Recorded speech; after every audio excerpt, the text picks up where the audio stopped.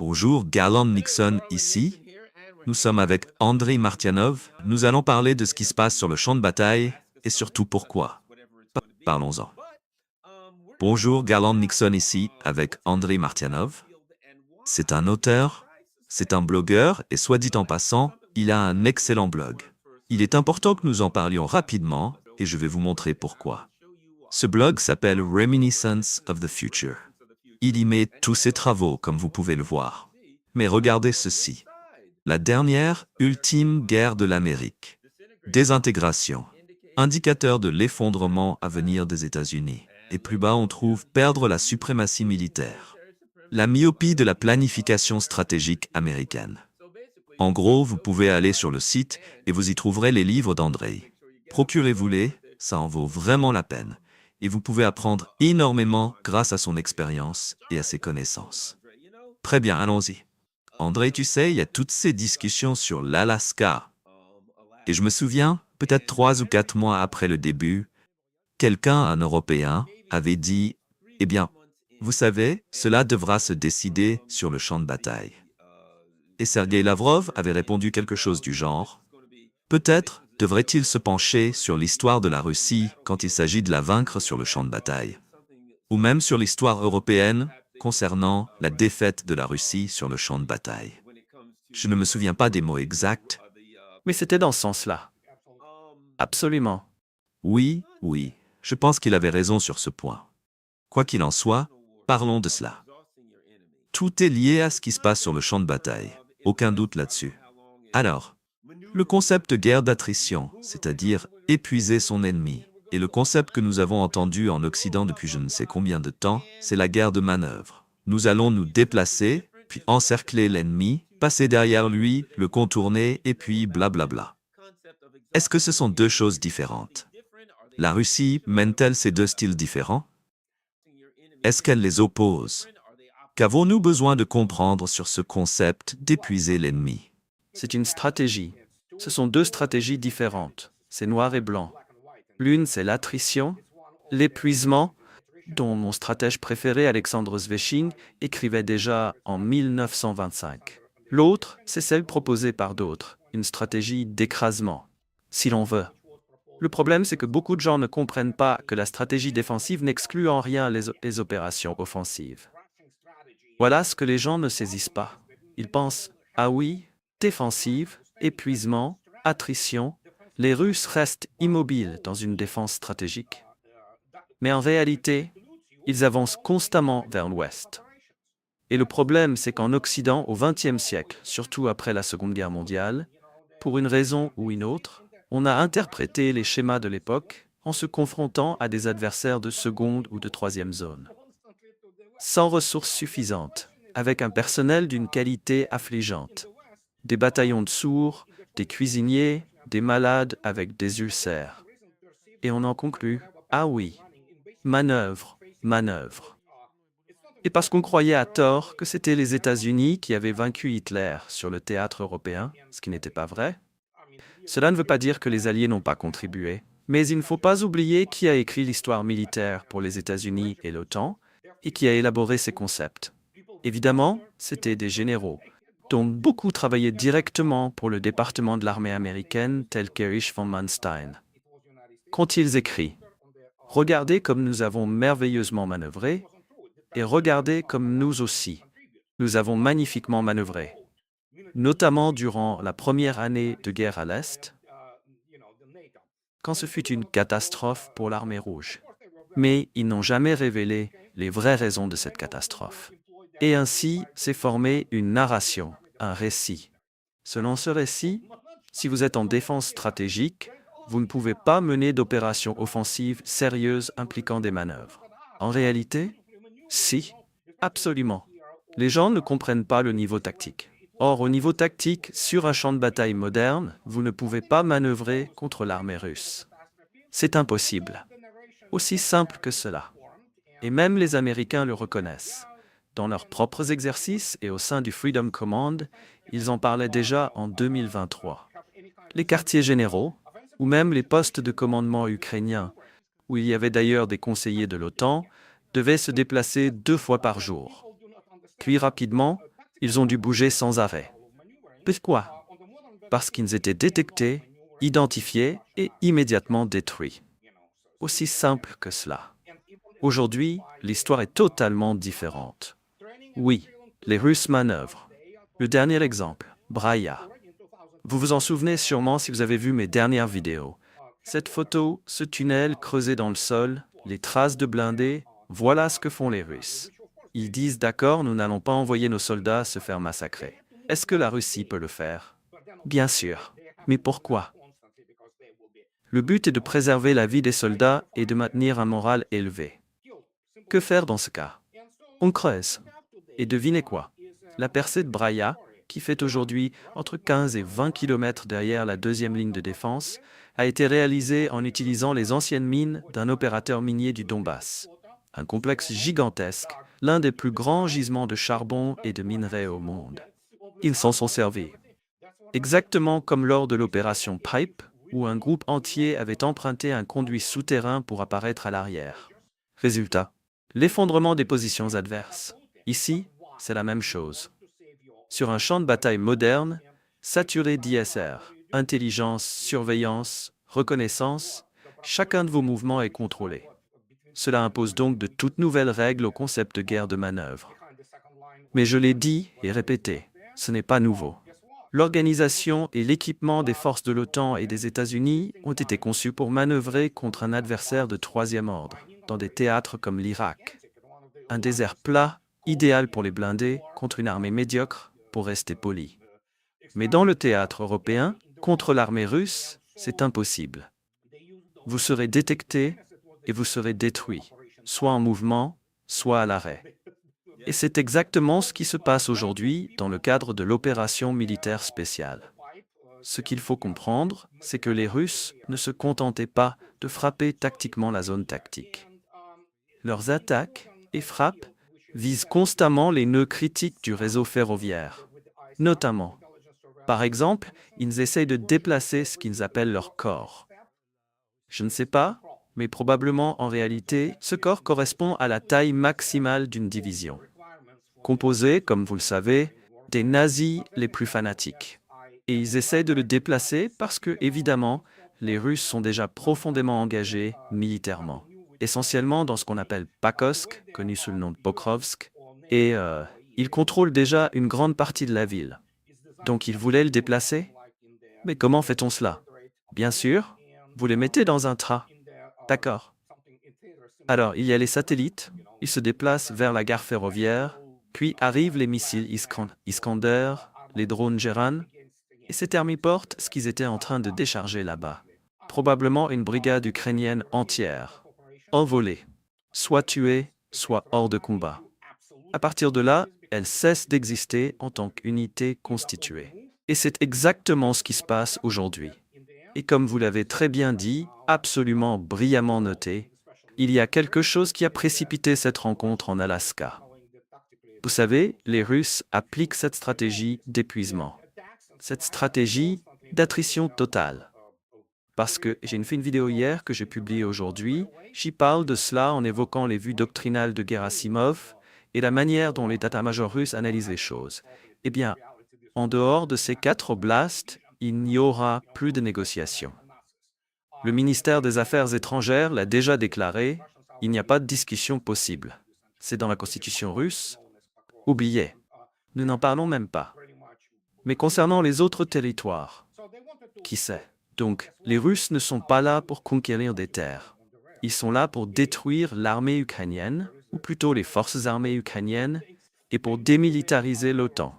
Et cela a déjà été, en grande partie, accompli. Aujourd'hui, Viktor Orban déclare directement, et même The Telegraph, imaginez.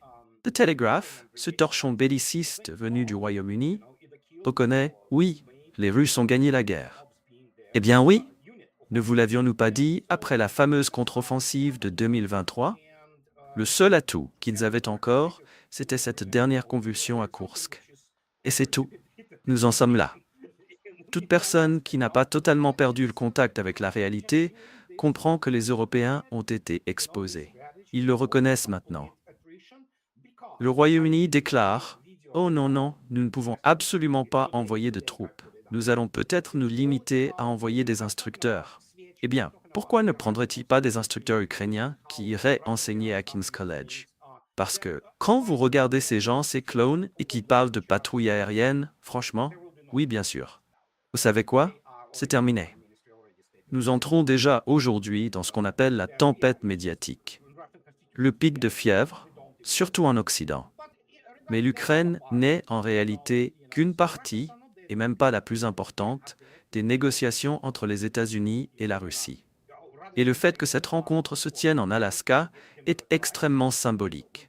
Non seulement parce que l'Alaska fut autrefois russe, tout le monde le sait, mais surtout parce qu'elle est complètement éloignée de l'Europe. C'est comme un bras d'honneur à l'Europe. Et après les déclarations de J.D. Vance il y a quelques jours, soudain, Trump s'est mis à tenir des propos surprenants, inattendus. Hier, il a dit « pas de ligne rouge, pas de garantie de l'OTAN à l'Ukraine.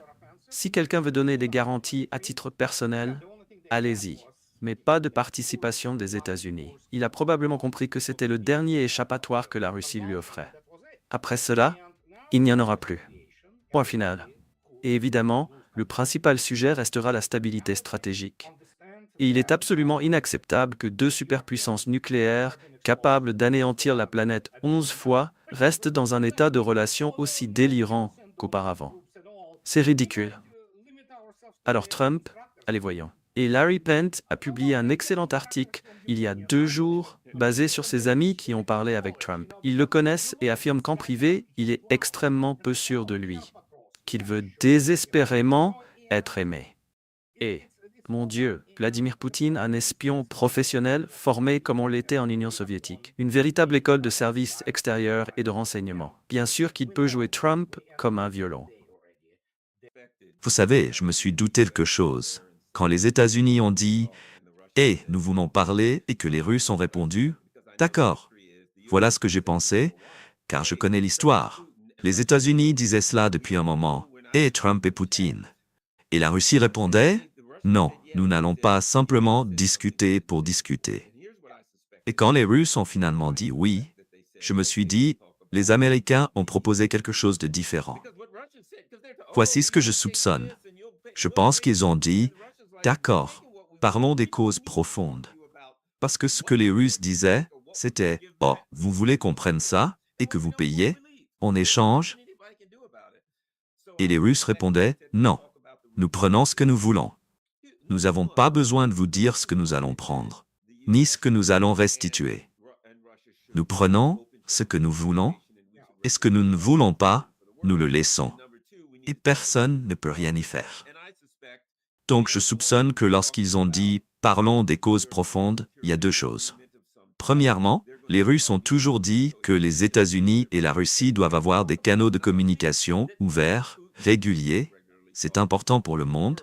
Et deuxièmement, il faut parler des causes profondes. Et je pense qu'ils vont discuter d'un accord de sécurité européen, d'une forme ou d'une autre. Ils vont parler de l'expansion de l'OTAN, de toutes ces choses que la Russie a toujours exigé de mettre sur la table. Et je ne pense pas que le président Poutine aurait emmené une délégation aussi importante s'il n'était pas question de traiter ces causes profondes.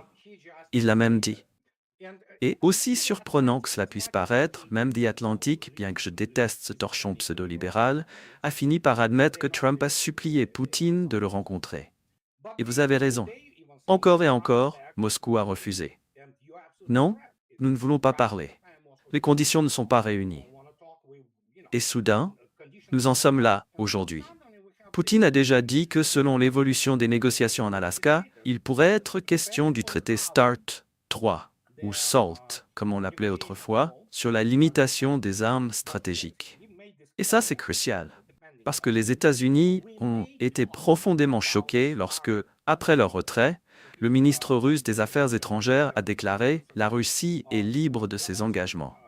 Résultat, déploiement de l'avant-garde et d'autres systèmes. Et il y a ces crétins dans les médias qui criaient « Oh, il va lancer avant-garde ». Mais avant-garde est déjà produit en série. Et les Russes ne font jamais ça pour impressionner. Ils le font seulement quand c'est nécessaire. Mais le fait est que ce n'est pas seulement avant-garde. Il y a déjà plusieurs autres systèmes en production de série. Aryshnik, maintenant en production en série, et Ripkop, premier adjoint du ministre des Affaires étrangères, intervient. Il a pris la parole il y a quelques jours, genre, je sais pas, il y a une semaine, et il dit « Oh, il y a de nouveaux systèmes qui arrivent, et ils sont pas AR. Peu importe, ça arrive, on ne peut qu'imaginer. » Donc nous avons cette situation. Et ensuite, il y a une autre situation, un facteur que personne du côté américain n'admettra, mais dont moi, Larry, nous avons discuté avec vous de nombreuses fois. La défense stratégique antimissile russe atteint maintenant le niveau où elle peut intercepter. Ça ne veut pas dire qu'elle repoussera tout. Les États-Unis le feront toujours. Dieu nous en garde, bien sûr. Mais en gros, dans le cadre stratégique global des armes, nous atteignons maintenant une situation où les États-Unis tenteront de détruire la région industrielle centrale russe avec Moscou. Et cela échouera. Une partie passera quand même. Ne vous méprenez pas, il y aura des pertes massives, et vous savez. Mais ce qui va se passer grâce aux nouveaux complexes aériens et antimissiles balistiques qui sont en ligne. Et ils sont en ligne. Le S-500 est en production en série depuis l'année dernière.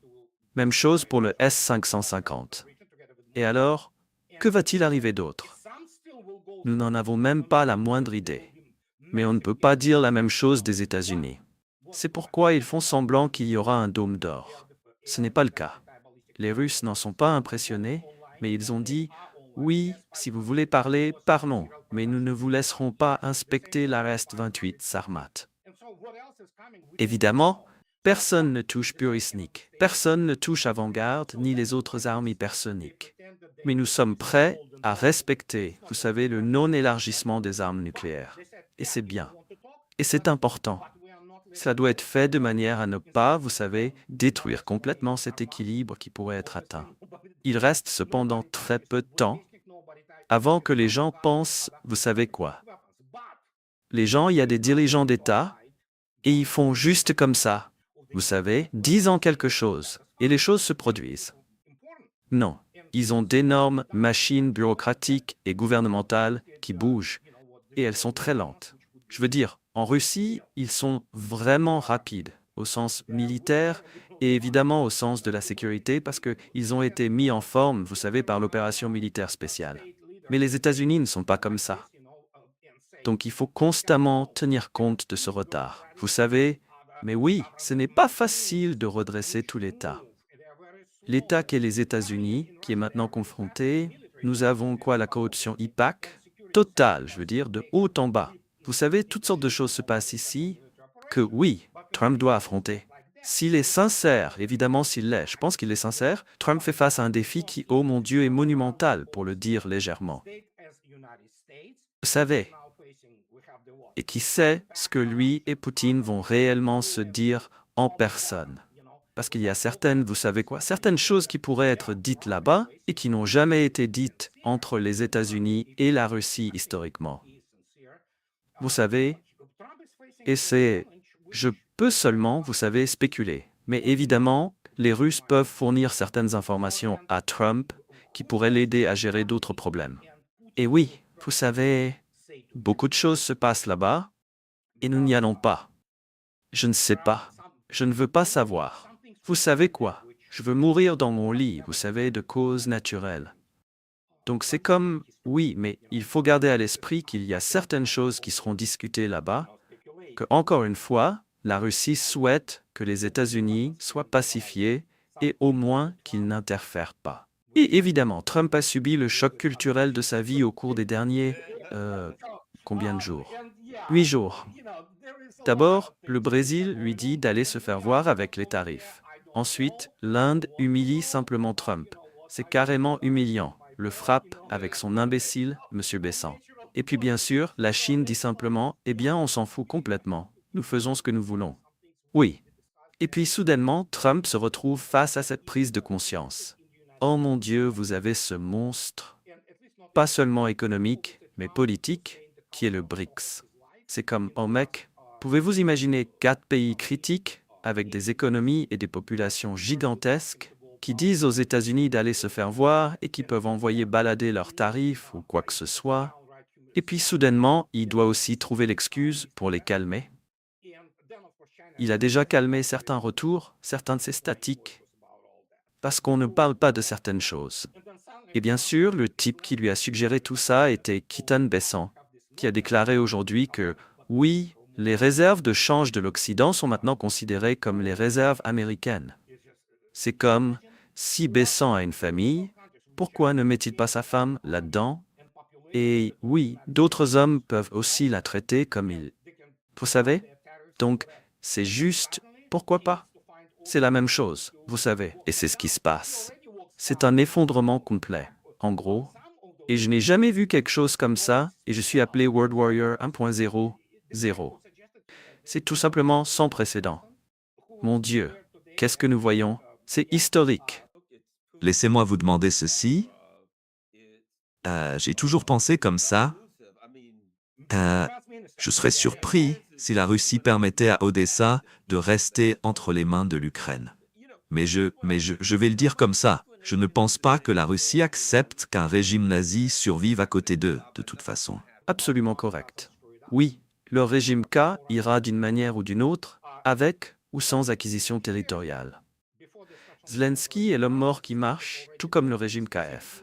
Ce qui se passera après cela, et comment se fera la dissolution éventuelle des territoires de l'Est, de ce qui est connu aujourd'hui comme l'Ukraine, cela relèvera du processus politique. Y compris cette clause critique dans les demandes russes concernant l'autonomie et le soutien aux droits de la population russophone. Ceci est donc définitivement conçu pour mettre en évidence ce qui est appelé la Malorossie, et c'en est une partie. Et donc, mais pour l'instant, les Russes ne veulent pas gouverner les Ukrainiens. La nation est complètement folle. C'est juste, mon Dieu. C'est ce dont nous discutons périodiquement avec mes amis, certains d'entre eux. Vous savez, et c'est comme ça, les Russes sont assis ainsi, prêts que la Pologne prenne, mais s'il vous plaît, ne le prenez pas, vous savez. Et c'est comme ça. La Hongrie prendra sa propre part, évidemment. En Ukraine occidentale, elle sera essentiellement dissoute. C'est la partie qui constituera l'Ukraine centrale avec, vous savez, Kiev, vous savez, Chiga, peu importe. Et le reste, comme je l'ai déjà dit, sera considéré essentiellement juridiquement. Les Russes ont de très bons avocats, essentiellement. Cela sera défini dans n'importe quel type d'accord comme leur toit. Et après cela, c'est à peu près le chemin direct à un moment donné vers, après la nazification, après le travail approprié avec la population. Qui sait? Cela pourrait être assez rapide, pourrait prendre une décennie ou deux. Mais finalement, vous savez, une fois le régime en cas parti, et oui, c'est juste une question de solution tactique, essentiellement. Vous savez comment vous allez aborder toute cette situation. Mais oui, la panique et le désespoir, encore une fois, oh mon Dieu. À oublier, ou évidemment, qui se retrouve lui-même face à une situation très sérieuse dans son pays, la Commission européenne veut, vous savez, le démettre essentiellement, en gros, saboter son ministère principal. Mais le point est que, vous savez, les Russes ont déjà défini ce qui est russe et quelles sont leurs intentions. Le reste, c'est juste la grande image. Et tu ne peux pas la résoudre avec les Européens. L'Europe n'a pas d'importance. Et tu sais quoi?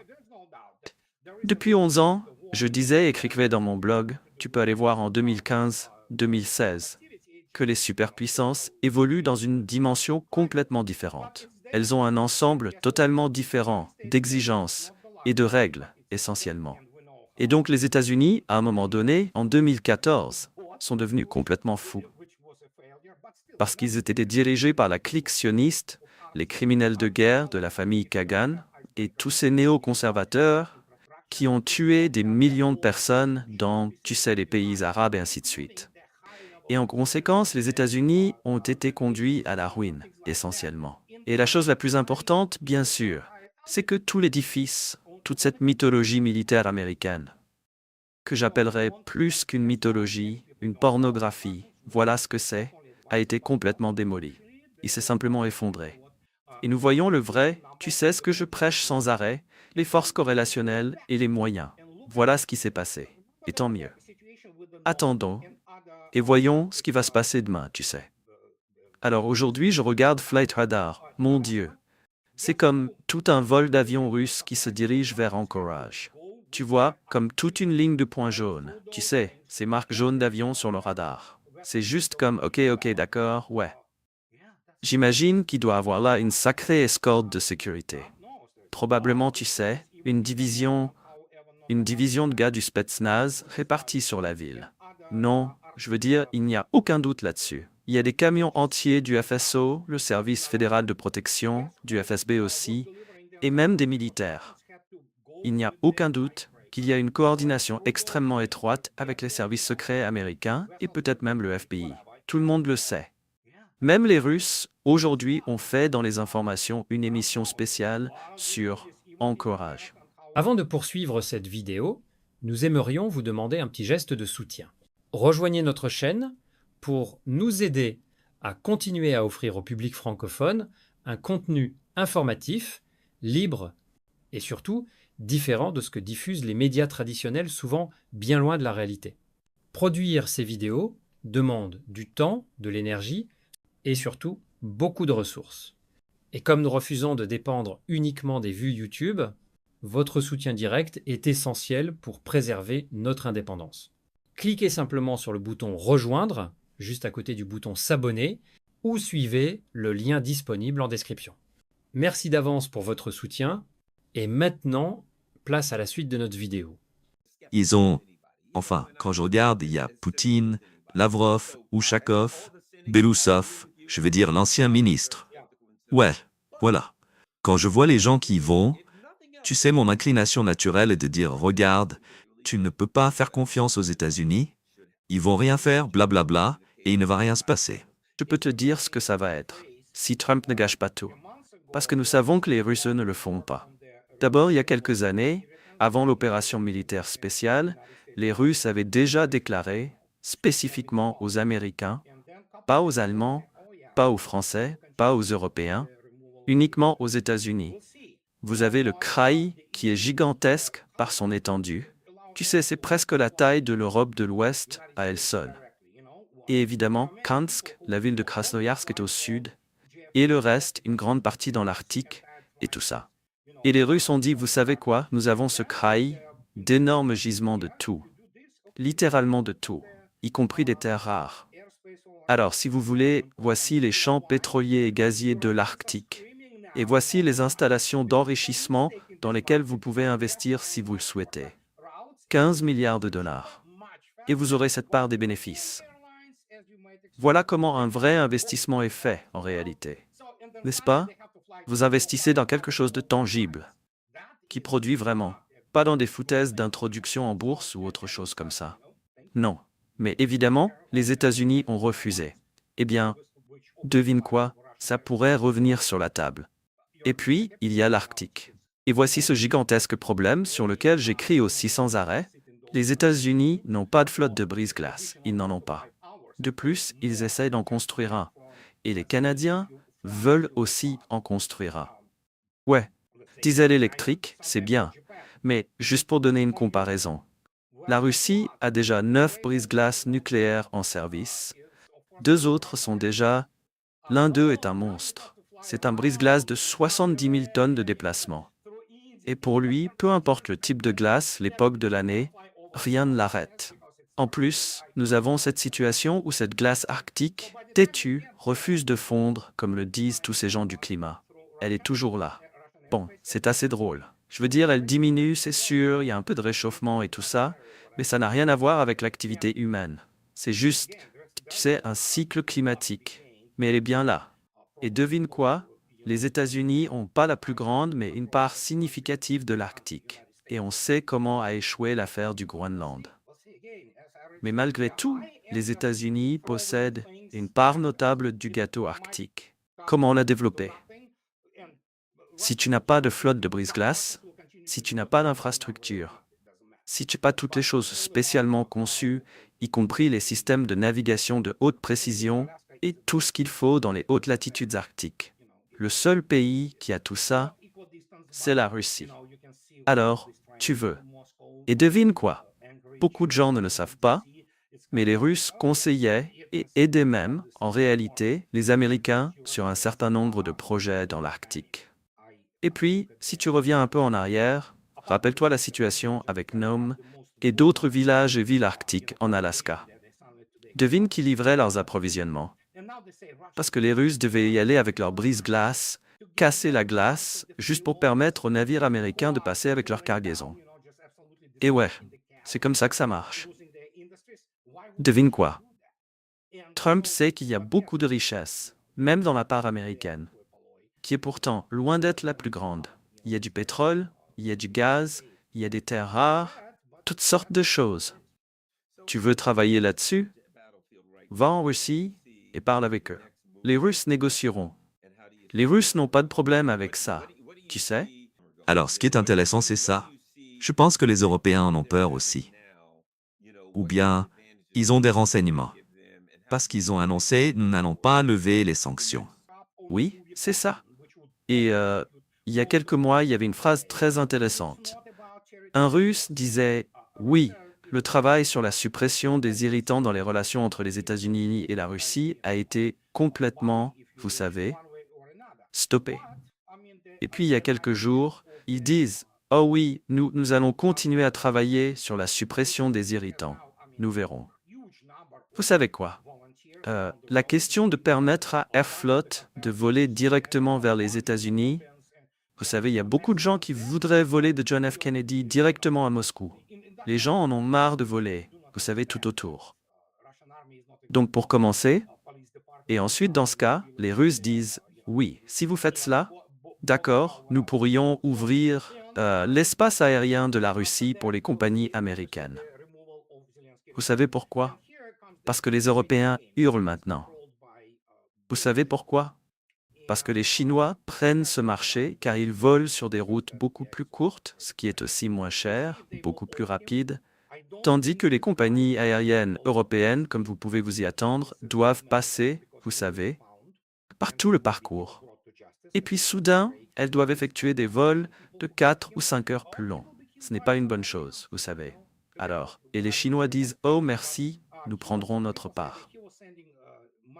Et donc, les compagnies aériennes chinoises, qui évidemment survolent l'espace aérien russe pour l'Europe, les Européens sont heureux d'acheter maintenant des billets sur ces compagnies parce qu'ils ne veulent pas rester assis dans ces tubes en aluminium pendant 4 ou 5 heures supplémentaires et payer plus juste pour aller, disons, si vous volez vers, vers la Chine quelque part ou le Japon depuis l'Europe.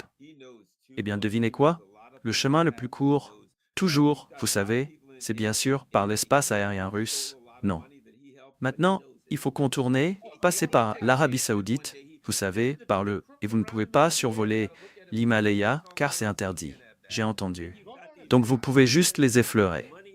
Ainsi, au moment où vous arrivez, si vous aviez volé, vous savez, beaucoup, à travers la Russie, l'espace aérien russe, comme avant, vous seriez déjà à l'hôtel, vous savez, en train de boire votre Bloody Mary ou ce que vous voulez, vous savez.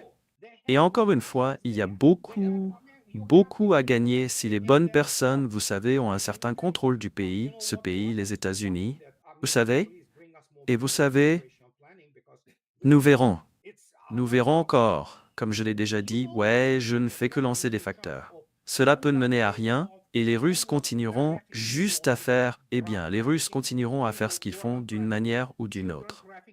Peu importe, mais tout dépend de la manière dont ça va se dérouler. Et encore une fois, l'Alaska est un endroit très symbolique. Très symbolique.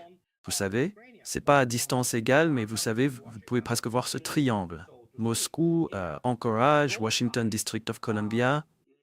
C'est un peu comme, oh oui, vous voyez comment cette chose se forme. Et oui, les Européens sont en panique. Je regarde leurs médias.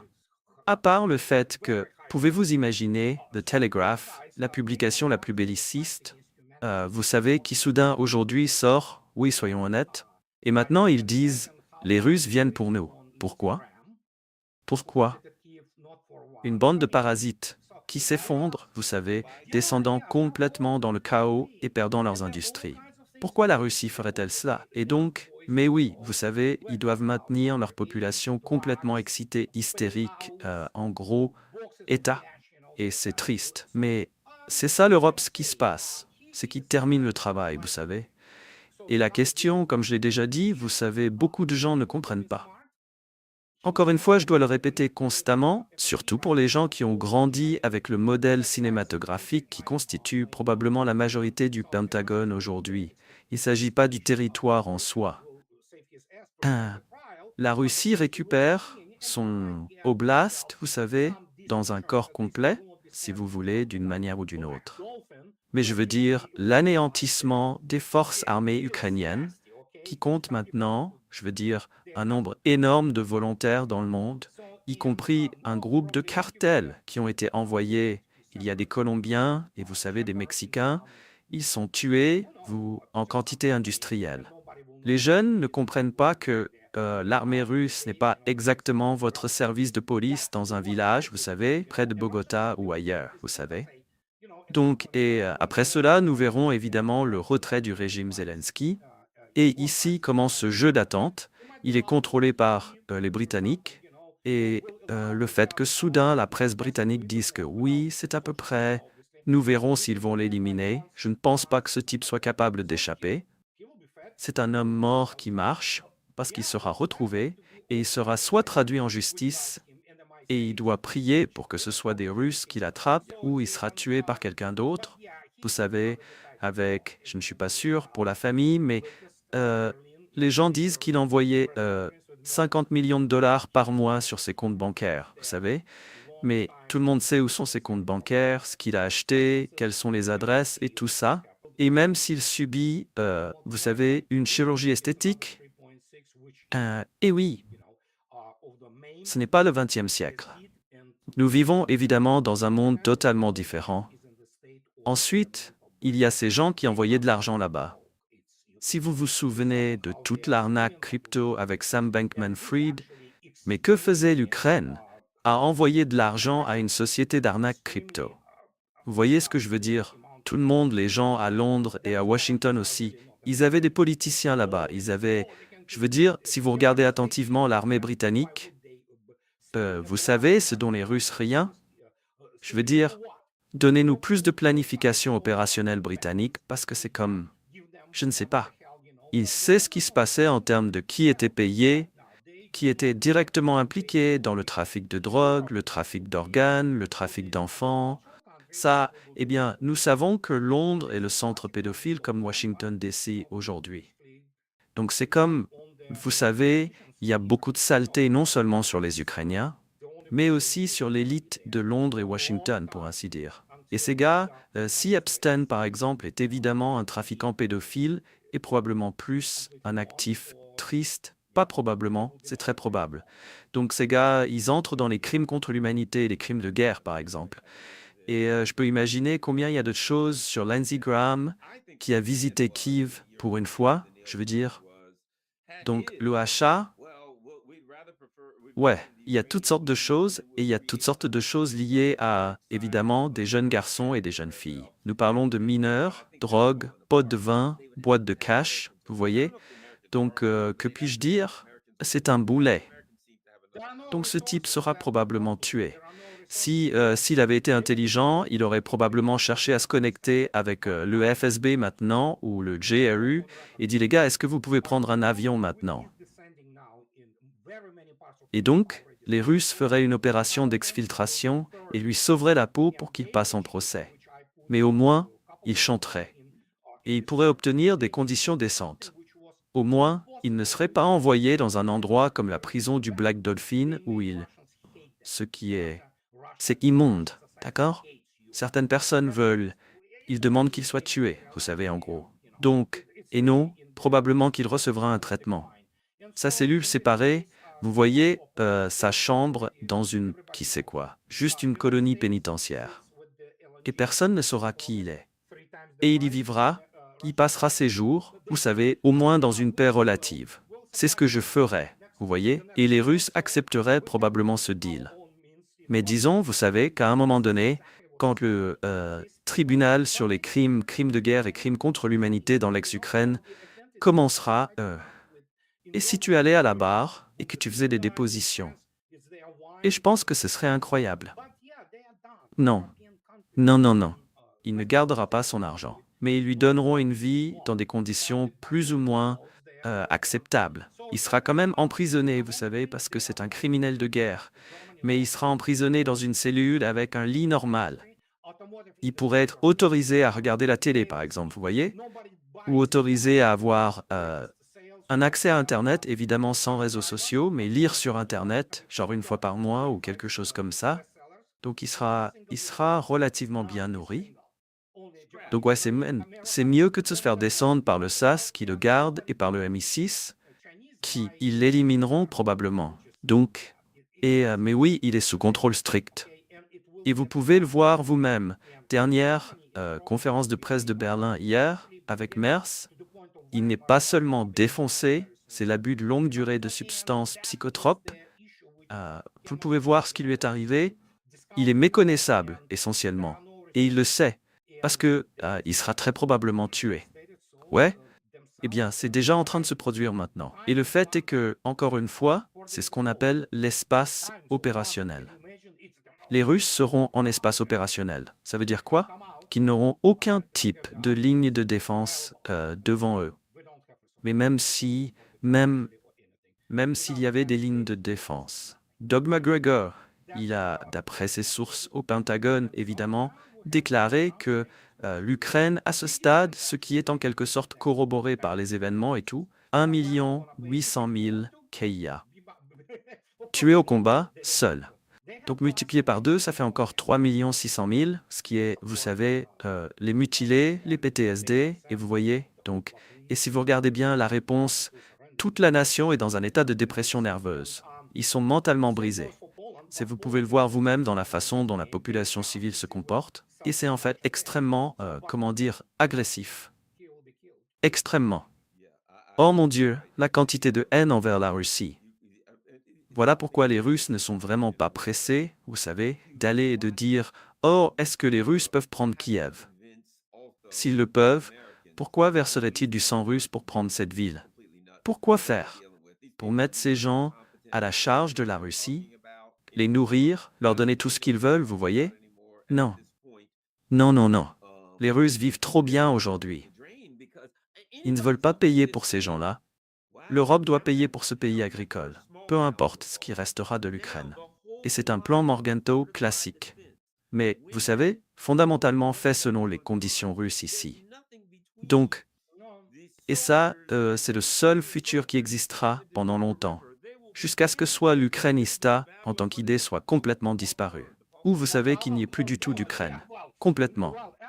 Éventuellement, il ne restera rien. Il n'y a pas de ressources.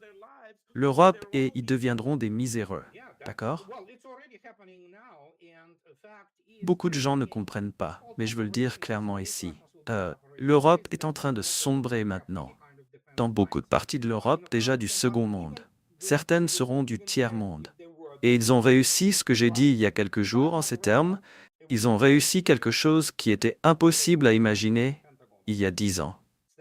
Ils ont fait que les Russes les haïssent. La Russie, la société russe, est l'Europe. Et ça veut dire qu'elle est déjà en train de se désindustrialiser. Et vous savez, c'est vraiment en plein déclin. Et donc, dans ce cas, ce sont des miséreux. Ils le savent déjà tous. Les États-Unis s'asseyent avec le GNL, qui avait été promis 3 fois plus cher que le gaz russe. Ils disent « Oh ouais, nous allons vous fournir, genre l'année prochaine, ou dans 1 an ou 2. Nous avons nos propres besoins, vous savez. » Et c'est exactement ce qui se passe. Ces gens, mais ils ne se révoltent pas. Il n'y a rien ne se passe là-bas, vous savez. Donc manifestement, ils sont assez pacifiés par, en Allemagne, c'est la bière et la Bundesliga. En France, c'est leur vin. Et maintenant, donc. Mais ouais, ils sont finis. Les pays européens, la civilisation occidentale européenne telle que nous la connaissions, n'existe plus. C'est terminé. Vous avez une bande de clones là-bas qui, et donc en conséquence, économiquement, ce sont des cas désespérés. L'Allemagne a perdu presque toute son industrie chimique. L'industrie automobile allemande est en chute libre. Personne n'achète. Ouais. J'ai regardé les dernières ventes de Car and Driver octobre 2024, top 25 des meilleures ventes. Pas une seule voiture européenne. Pas une seule. Uniquement des japonaises, coréennes, américaines. Et c'est tout. Vous voyez? Donc, et personne n'achète plus cette camelote. Les Chinois achètent cette merde qui est... Ouais. C'est C'est une spirale descendante, d'accord? Et ça va empirer encore beaucoup. Pour l'Allemagne, ça va probablement être encore pire, mais ça en arrive en fait au point de la République de Weimar en France très bientôt aussi. Vous savez, donc, et c'est le problème qui ne peut absolument pas être ignoré. Il n'y a pas de ressources, et ils l'ont dit eux-mêmes. Le Times de Londres, il y a 4 jours. Times of London, pouvez-vous imaginer? Vous savez, ils sortent ça, j'ai l'article, il est disponible, et ils disent, nous n'avons pas de ressources. Nous ne pouvons pas le soutenir financièrement ou quoi que ce soit, et sans les États-Unis, l'Europe n'est rien. Et c'est ce qui leur a été démontré. Maintenant, nous avons M. Trump qui dit « Allez vous faire voir ». G.G. Vance l'a effectivement dit directement à leur visage. Nous n'allons pas payer si vous voulez. Bien sûr, ils veulent, mais ils n'ont pas. Ils doivent demander à la puissante Estonie de soutenir l'Ukraine quand ils peuvent envoyer, vous savez, tout un peloton de soldats. Les Russes se rendraient immédiatement, évidemment. Donc, il en va de même pour la Pologne, mais la Pologne, apparemment, ne joue pas à ce jeu. Ils sont occupés à leur autodestruction là-bas. Donc, mais c'est pourquoi les Russes, s'il vous plaît, prenez ceci, lève, et le reste de ce vous savez, égout de... Et oui, ils commencent à se souvenir de ce qui a été fait à Wolen, vous savez, massacre, atrocité contre les civils polonais. Vous savez ce qu'ils ont fait. Donc oui, prenez-le en direct avec eux, profitez-en. C'est ce que j'ai essayé de promouvoir comme idée depuis mon premier livre en 2017. Il a été écrit en 2017 et quand il a failli aller à l'impression, mon éditeur appelle le 1er mars 2018 après l'adresse de Poutine à l'Assemblée fédérale. Tous ces appels et tout ont dit « tu dois écrire, je veux dire, 2 nouveaux chapitres ». Oh mon Dieu! Donc j'ai écrit 2 nouveaux chapitres, mais ils ont juste mis le reste, le livre entier. Et ça continue comme ça. Beaucoup de discours. Et encore une fois, quand le Times de Londres sort il y a 3 ou 4 jours et dit « Nous sommes foutus, c'est fini, oh mon Dieu », ils commencent à paniquer. Évidemment, c'est une horrible nouvelle quand les Européens disent ça bien et ils n'ont pas de véritables armées. La Bundeswehr est une blague. Au Royaume-Uni, ils doivent dissoudre toute cette chose de l'école professionnelle pour retarder appelée Sanders Academy. 44 semaines. Vraiment, je veux dire. Donc les sous-officiers en Russie ont comme 3 fois plus d'éducation et ils veulent préparer les officiers pour cela. Et donc ça continue encore et encore. Et encore une fois, les gros chiens vont parler inévitablement. Vous savez, c'est soit ça, soit considérant le niveau de développement technologique de l'humanité moderne, la guerre nucléaire. Et ensuite, tout le monde meurt, y compris les gros chiens. Vous savez, donc il n'y a rien de bon à en attendre. Oui, ils feraient probablement un meilleur travail. Oui. Et c'est ça. Et oui. Et apparemment, ils admettent maintenant que des fuites d'eau contaminées, si elles viennent du premier circuit, ce qu'on appelle, il y a 2 circuits.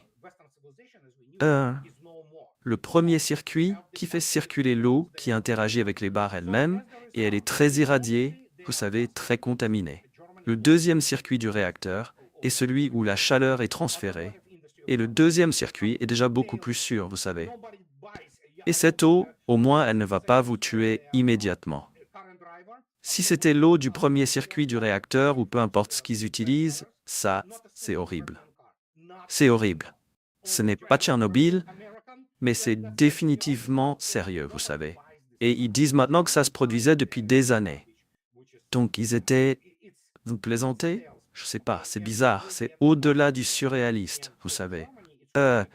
Donc je ne sais pas dans quelle catégorie classer cet événement, mais oui. C'est évident, et c'est un danger pour les personnes autour. C'est un danger pour les civils qui vivent aux alentours, vous savez, pour le personnel de la marine. C'est une irresponsabilité totale de ces gens. Vous savez, mais ils ne peuvent pas gérer les choses. C'est pourquoi je le répète constamment.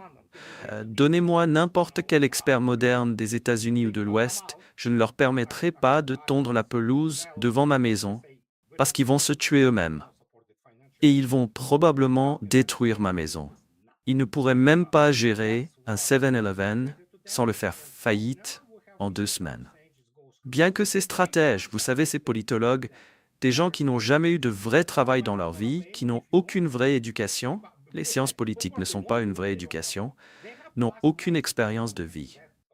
Ils ont, comme Robert Latif, le lieutenant général, major général Robert Latif. Il a servi dans l'armée de Dharma pendant 20 ans, PhD en physique, et il a dit que tout ce que le public aux États-Unis et l'élite politique savent sur la guerre, ils l'ont appris grâce à l'industrie du divertissement. Et c'était écrit dans son livre en 2016 intitulé Future Wars. Et genre, oui, nous avons vu ça. J'ai vu comment il planifie les opérations en Ukraine. C'est niveau maternel, d'accord. C'est juste incroyable.